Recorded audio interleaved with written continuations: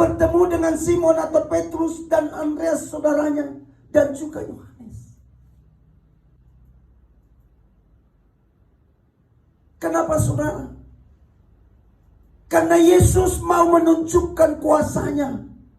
Karena Yesus juga bisa melihat ada talenta, ada potensi dalam hidup Petrus, hidup Simon, hidup Andreas, dan hidup yang lain. Kenapa saya dan saudara boleh dipilih Tuhan, dipercayakan melayani? Bukan oleh karena hebat, bukan karena saya gagah, bukan karena saya baik kepada Tuhan, tidak. Tapi karena Tuhan ada melihat. Dan Tuhan ada rencana dalam hidup saya, dalam hidup saudara, dalam hidup kita semua, untuk pemberitaan Injil yang lebih besar lagi, untuk keselamatan banyak orang di Malaysia ini. Haleluya, beri tepuk tangan bagi Tuhan kita. Ada maksud Tuhan kenapa saudara ada di sini. Ada rencana Tuhan kenapa saudara ada di Malaysia. Tuhan mau engkau menunjukkan karakter Kristus di Malaysia ini. Dimanapun engkau bekerja, di lingkungan baik, di antara orang yang tidak mengenal Tuhan, Tuhan mau itu. Tuhan mau itu. Selalu saya katakan kalau di tempat saya bekerja, kalau engkau bekerja, bekerjalah sungguh-sungguh seperti Tuhan. Tidak perlu diawasi leadermu, tidak perlu diawasi oleh supervisor apalagi manajermu. Tunjukkan karakter Kristus, saya katakan. Saya mau katakan juga untuk pelayan-pelayan di sini. Selalu saya katakan di gereja di mana saya melayani. Pelayanan yang sebenarnya bukan di altar ini saya katakan. Pelayanan yang sebenarnya adalah di mana ketika kita keluar dari gereja, keluar dari rumah ibadah, kita pulang ke rumah. Kita berada di rumah, berada di lingkungan kerja, berada di lingkungan persahabatan kita, dan menunjukkan ada firman Tuhan dalam hidup kita. Kita menjadi orang yang bisa menjaga hati. Kita menjadi seorang yang bisa menjaga mulut bicara kita. Kita menjadi seseorang yang bisa menjaga sikap kita. Karena Yesus katakan, beritakan Injil. Memberitakan Injil maksudnya bukan saudara perlu bawa Alkitab lalu berdiri besok di kilang di mana saudara bekerja, yang nanti jadi viral. Bukan itu kata Yesus. Memberitakan Injil maksudnya ketika saudara bekerja, bekerjalah seperti untuk Tuhan. Amin. Tidak perlu diawasi oleh leadermu. Masih ada di sini yang harus diawasi baru kerja sungguh-sungguh. Kalau ada, berubah. Kalau ada yang masih diawasi oleh supervisor atau manajer baru kerja sungguh-sungguh, berubah. Kenapa?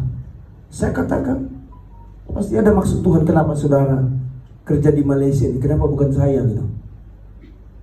Ada maksud Tuhan. Ada maksud Tuhan ketika kita ditempatkan dimanapun kita berada untuk pemberitaan Injil lewat karakter kita. Kata Rasul Paulus, kamu adalah surat Kristus yang bisa dibaca oleh semua orang. Yang artinya kita itu transparan di hadapan semua orang. Mereka akan melihat karakter kita. Nah saudara-saudara yang kasih dalam nama Yesus, yang dipilih Yesus bukan dari orang-orang hebat. Yang dipilih Yesus bukan orang-orang yang berpendidikan tinggi pada saat itu. Justru yang dipilih adalah nelayan-nelayan yang sangat sederhana. Kenapa? Karena Yesus tahu. Karena Yesus melihat talenta, kemampuan daripada Petrus dan kawan-kawan. Yesus tahu juga talenta saudara. Oleh karena itu saudaraku, ketika Tuhan memanggil engkau lewat pelayanan di tempat ini untuk melayani, untuk beribadah, maka kerjakan. Kerjakan saja, kerjakan saja. Amin. Kerjakan saja. Tidak perlu mungkin saudara sangat capek kerja. Kalau di sini apa katanya? Letih. Penat. Walaupun saudara sudah penat sangat, kerja saja. Ibadah saja saudaraku. Kenapa? Selagi ada waktu ibadah, ibadah saja. Saya katakan 20 tahun saya kerja di elektronik, ya, sampai sekarang. Setiap Jumat saya hanya istirahat 5-10 menit karena melayani di persekutuan doa. Tempat sekarang sudah 7 tahun. Saya katakan tadi pagi, jam 12 sampai 12.25 saya melayani, lalu makan 5 menit, pindah saya ke gedung yang lainnya, melayani sampai habis masa break. Itu 7 tahun. Tidak mudah, saudara. Nggak semua orang mau. Ada bawahan saya Kristen, supervisor tidak mau. Ada teman saya manajer, bahkan juga hamba Tuhan di gereja lain nggak mau. Bukan saya tidak capek, kadang-kadang saya ngos-ngosan gitu. Tapi saya pikir, kenapa Tuhan berikan saya hidup dan sehat? Ada maksud Tuhan. Maka saudara-saudara yang mau saya katakan, kalaupun kadang-kadang hidup kita letih, capek, penat, tetaplah datang kepada Tuhan. Amin. Dukung pelayanan ini, bawa hidupmu kepada Tuhan. Sesederhana apapun firman Tuhan, pasti ada maksud Tuhan. Pasti ada maksud Tuhan. Petrus, Andreas saudaranya, dan Yohanes.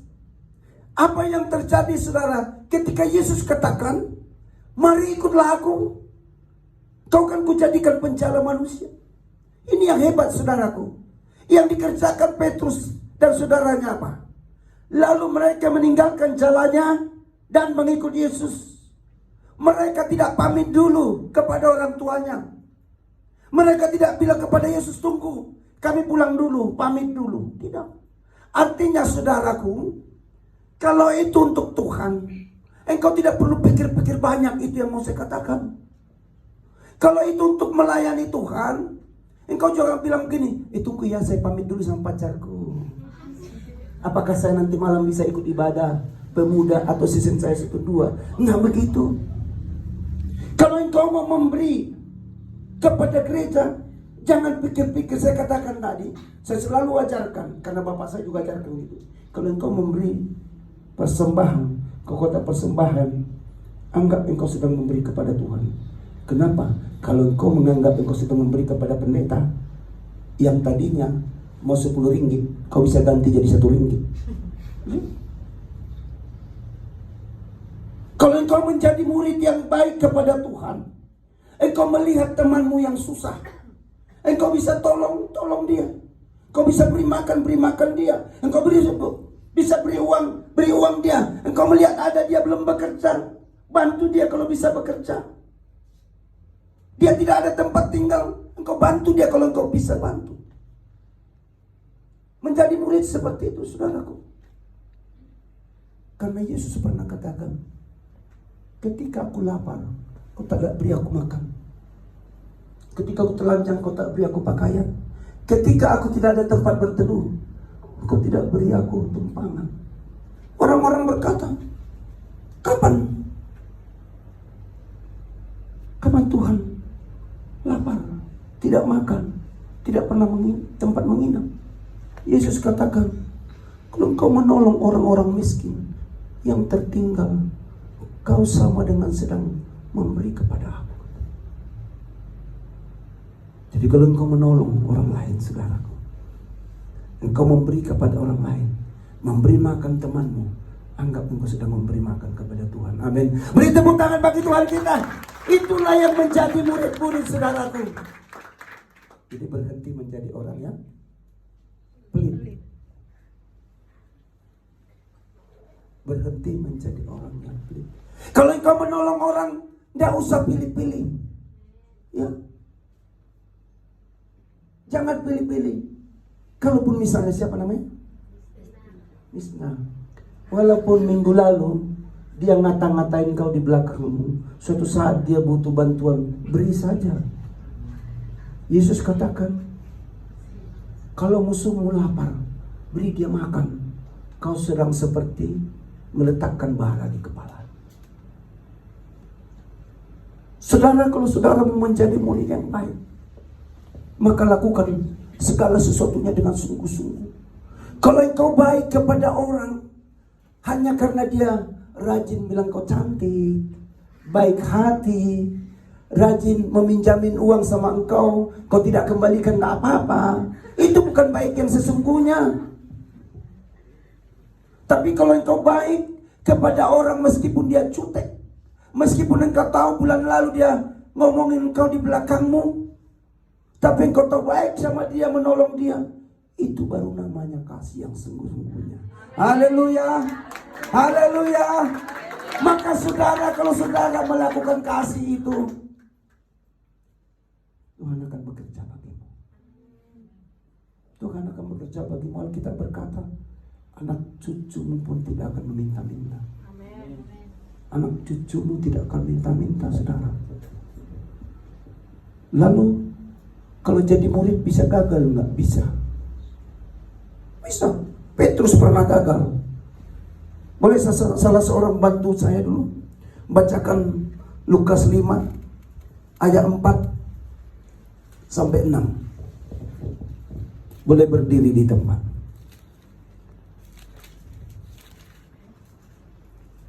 Lukas 5 ayat 4 sampai 6. Puji nama Tuhan. Amin. Lukas 5 ayat 4 sampai 6. Demikian firman Tuhan. Setelah selesai berbicara, ia berkata kepada Simon, "Bertolaklah ke tempat yang dalam dan tebarkanlah jalamu untuk menangkap ikan." Simon menjawab, "Guru, telah sepanjang malam kami bekerja keras dan kami tidak menangkap apa-apa. Tapi karena engkau menyuruhnya, aku akan menebarkan jala juga." Dan setelah mereka melakukannya, mereka menangkap sejumlah besar ikan sehingga jala mereka mulai koyak. Lalu mereka memberi isyarat kepada teman-temannya di perahu yang lain. Ya. Sudah, ayat 6 sudah ya. Dan setelah mereka melakukannya, mereka menangkap sejumlah ikan besar sehingga jala mereka mulai koyak. Demikian firman Tuhan. Saudara, Petrus yang tadi saya katakan, dia ditangkap, didapatkan oleh Yesus sebagai apa? Nelayan. Tapi justru ketika dia sudah melayani bersama Yesus, ya, sudah berjalan bersama dengan Yesus, suatu saat ada kegagalan diizinkan kepada Petrus. Dikatakan, "Guru, semalam-malaman kami sudah bekerja keras." Ingat, semalam-malaman kami sudah bekerja keras, tapi tidak mendapat seekor ikan pun.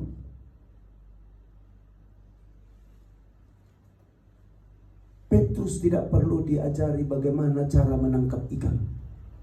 Sama dengan saudara tidak perlu diajari bagaimana untuk melakukan pekerjaanmu sekarang. Mungkin saudara ada sebagai yang bagian solder, assembly, inspection atau apapun. Tidak perlu diajari. Petrus tidak perlu diajari bagaimana cara mendapatkan ikan. Karena background dia adalah seorang penjala ikan. Tapi kenyataannya Tuhan izinkan satu malam dia bekerja keras, tapi tidak mendapatkan seekor ikan pun.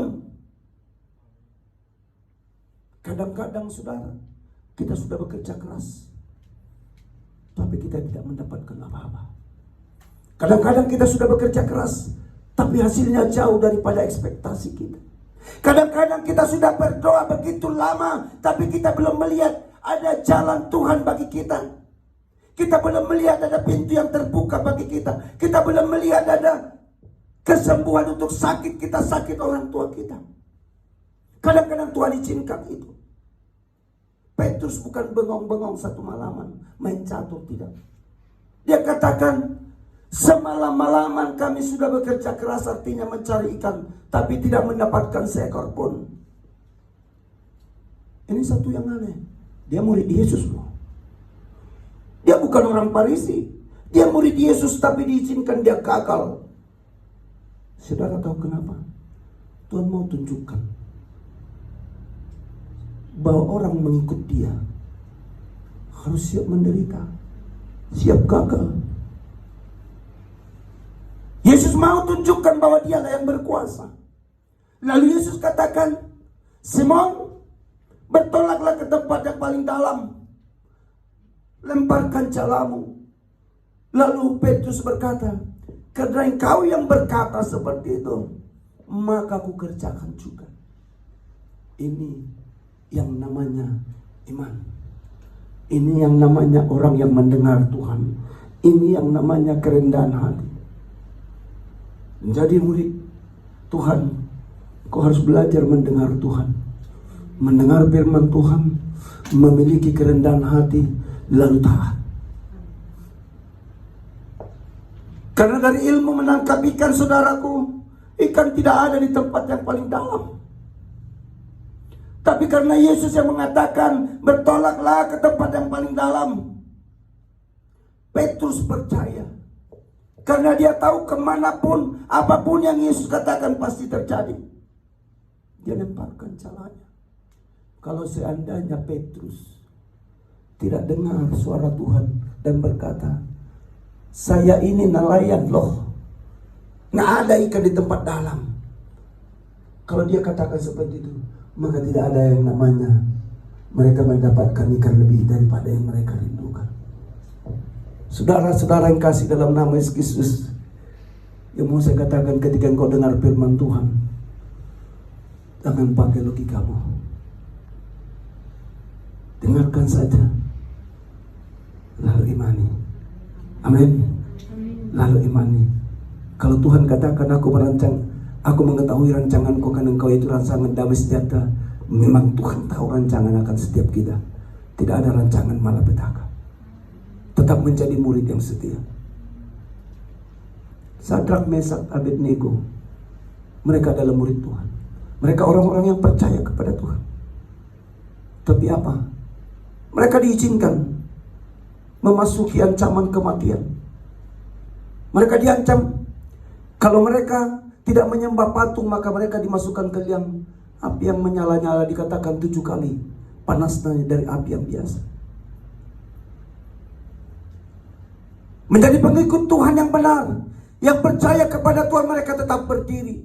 Meskipun ancaman kematian, dia berkata seperti ini, dengarlah ya Rajaku, ditolong atau tidak ditolong oleh Allah kami tidak akan menyembah patung yang kau buat. Dimasukkan enggak mereka ke liang api itu? Dimasukkan. Kira-kira Tuhan bisa enggak menghalangi untuk tidak memasukkan? Bisa. Bisa aja dia buat gempa seluruh istana itu. Bisa. Mereka percaya Tuhan. Mereka katakan ditolong atau tidak ditolong oleh Tuhan kami tidak akan menyembah patungmu. Mereka justru bertahan dalam imannya. Tapi mereka diizinkan masuk kepada kematian, yaitu kepada liang api yang menyala-nyala. Maksudnya, saudaraku, Tuhan izinkan mereka masuk kepada proses itu. Ada satu tujuannya. Tuhan mau tunjukkan bahwa dia lebih berkuasa dari api yang 7 kali panasnya sekalipun. Bahwa aku yang berkuasa, Tuhan mau tunjukkan. Dia mau tunjukkan kepada seluruh istana, kepada raja itu, bahwa Tuhanlah yang berkuasa. Bahwa Tuhan sanggup melakukan mujizat, bahwa Tuhan sanggup menolong mereka bertiga. Dan dikatakan dalam Alkitab, ketika raja melihat kepada lubang api itu, mereka masukkan 3 orang, Sadrak, Mesak, dan Abednego. Raja melihat ada 4 orang berjalan, karena ada malaikat Tuhan bersama-sama di sana. Haleluya, beri tepuk tangan bagi Tuhan kita.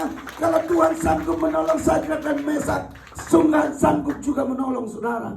Tuhan sanggup menyertaimu. Tuhan sanggup menjauhkan engkau dari malapetaka apapun.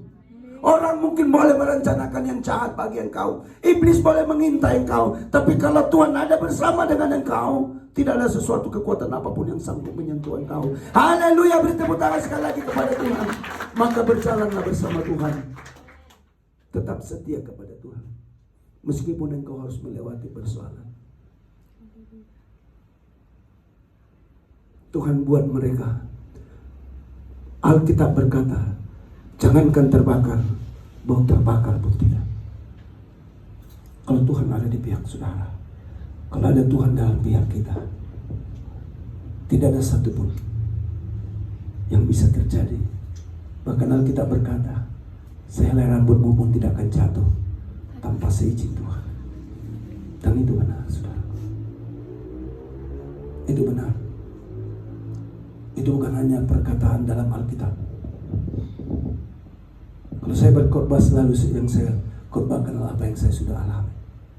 Ada begitu banyak mukjizat penyertaan Tuhan dalam hidup saya. Maka saudara menjadi murid setia selamanya. Bukan hanya ketika engkau bekerja, bukan hanya ketika engkau banyak berkat, bukan hanya ketika engkau susah. Setia dalam segala hal, dalam situasi apapun. Tuhan katakan, anak cucumu pun tidak akan minta-minta. Karena hidup kita mungkin di sini kebanyakan belum berkeluarga ya. Pasti nantinya berkeluarga kan. Nggak ada yang mau jomblo selamanya kan. Tuhan katakan, anak cucumu pun tidak akan minta-minta. Anak cucu orang-orang benar tidak akan minta-minta. Itu benar saudara. Saya katakan tadi pagi bahwa mulai kelas 6 SD saya sudah jam 4 pagi saya sudah bangun, bonceng mama saya jualan ke pajak naik sepeda. Mau hujan lebat, mau hujan badai harus berangkat. Kalau nggak berangkat besoknya nggak makan. Semua katakan saya lebih miskin dari semua yang ada di sini. Jualan di pinggir jalan raya, teman-teman sekolah melihat, saya nggak malu. SMP, SMA, kuliah juga begitu. Dilihat saya nggak malu. Karena saya pikir ini hidup saya. Mulai SMP juga saya sudah rajin ikut melayani. Lalu sering saya katakan kepada mama saya, untung nggak, kadang-kadang dia bilang rugi. Jual sayur sama ikan. Ikannya habis tapi untungnya nggak ada. Justru modalnya berkurang. Lama-lama saya bilang sama mama saya, aduh kalau gitu mak, kita hentikan aja lah ini. Capek-capek, bangun pagi-pagi saya bilang. Mama saya bilang gini, kita nggak boleh berhenti. Karena Tuhan itu baik. Itu saja jawabannya. Kami kerjakan terus. Dan bisa mengikuti sekolah. Saya tamat kuliah, tahun 92 saya berangkat ke Pulau Batam. Saudara tahu, Tuhan bisa menggerakkan siapa saja untuk menolong. Yang memanggil saya ke Batam siapa? Teman saya justru yang muslim, laki-laki. Saya tinggal sama dia 2 bulan belum bekerja. Saya nyuci pakaiannya, saya setrika, saya masak. Ya saya tahu dong bagian saya kan. Ya kasih saya makan. Lalu saya bekerja. Gajinya saat itu bukan 4 juta, 400.000. Saudara tahu, di Batam saat itu 400.000 ini saya bisa gunakan gereja hanya bisa 1 kali dalam 1 bulan. Kerinduan saya tinggi, tapi uang nggak bisa. Kalau saudara punya uang, makanya jangan sayangkan uangmu. Saat itu saya sering menangis kalau hari Minggu, saudara. Saya ingin ke gereja tapi uang saya tidak ada. Karena apa? Setelah potong ke gereja 1 kali dalam 1 bulan, uang saya hanya bisa untuk makan 2 minggu. 400.000 itu hanya 2 makan 2 minggu. Sisanya Tuhan gerakkan hati seorang ibu, orang buton muslim. Jadi 2 minggu saya bayar cash, 2 minggu hutang. Selama 1 tahun lebih. Kalau enggak Tuhan, nggak mungkin bisa seperti itu. Muslim loh.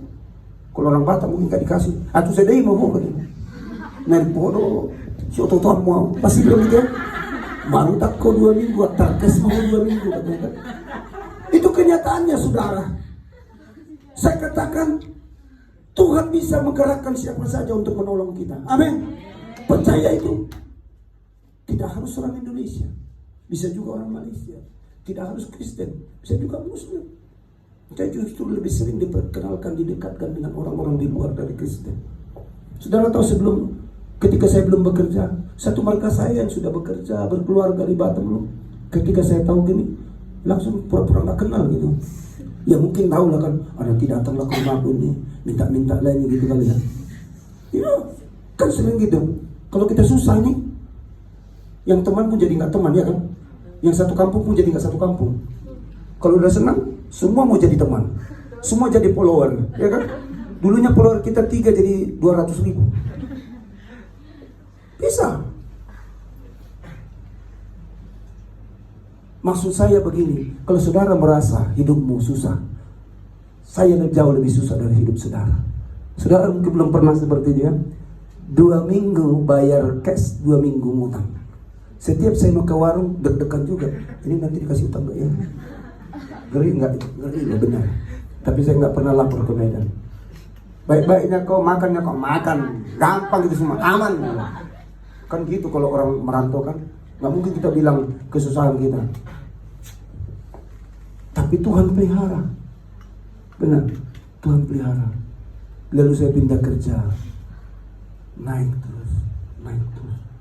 Pemeliharaan Tuhan saya rasakan benar. Maka meskipun saya sudah pendeta sekarang, saya tetap bekerja. 2 tahun lalu saya sudah pensiun. Tapi karena Tuhan perusahaan katakan kerja aja terus. Terus saya pikir juga gereja masih baru. Saya butuh juga support gereja. Saudara, kalaupun kita belajar menjadi murid, mencoba untuk menjadi murid Tuhan, saudaraku, seperti kata Yesus, setiap orang mengikut aku harus siap memikul salibnya. Artinya siap menderita, siap menjalani gelombang kehidupannya. Petrus diizinkan gagal. Dia rasul Tuhan. 3 orang muda tadi yang betul-betul percaya dan dipilih oleh Tuhan, diizinkan masuk kepada ancaman kematian.